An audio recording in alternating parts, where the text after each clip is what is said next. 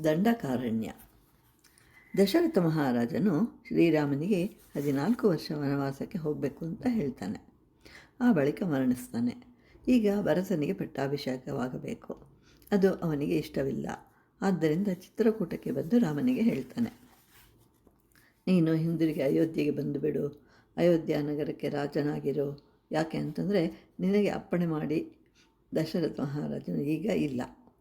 ಅವರು ನೀಡಿರೋ ರಾಜ್ಯ ಈಗ ನನ್ನದಾಗಿದೆ, ಅದನ್ನು ನಿನಗೆ ಕೊಡುತ್ತೇನೆ ಅಂತಂದಾಗ ರಾಮನು, ತಂದೆಯ ಅಪ್ಪಣೆ 14 ವರ್ಷ ವನವಾಸ, ಅದನ್ನು ಪಾಲಿಸಬೇಕಾದದ್ದು ನನ್ನ ಕರ್ತವ್ಯ. ಅವರು ಇದ್ದಾಗ ಒಂದು ರೀತಿ, ಇಲ್ಲದೇ ಇರುವಾಗ ಮತ್ತೊಂದು ರೀತಿ ನಡ್ಕೊಳ್ಬಾರ್ದು ಎನ್ನುತ್ತಾ ತಂದೆಯ ಮಾತಿಗೆ ಹೆಚ್ಚಿನ ಗೌರವವನ್ನು ನೀಡ್ತಾನೆ ರಾಮ.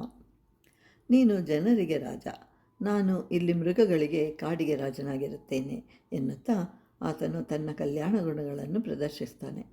ಅಯೋಧ್ಯ ಕಾಂಡದಲ್ಲಿ ಪೂರ್ತಿ ರಾಮನು ತನ್ನ ಕಲ್ಯಾಣ ಗುಣಗಳನ್ನು ಪ್ರದರ್ಶಿಸ್ತಾನೆ. ಆತ ಯಾರೇ ಆಗಿರಲಿ ಆತನ ಮನಸ್ಸನ್ನರಿತು ಬಾಳುತ್ತಾನೆ. ದಂಡ ಅಂತಂದರೆ ಶಿಕ್ಷೆ. ಇಲ್ಲಿ ದಶರಥನು ರಾಮನಿಗೆ ವಿಧಿಸಿದ ಶಿಕ್ಷೆ ವನವಾಸ. ಅದನ್ನು ಕಾಡಿನಲ್ಲಿ ಕಳೆದುದರಿಂದ ದಂಡಕಾರಣ್ಯ ಎಂಬ ಹೆಸರು ಬಂತು.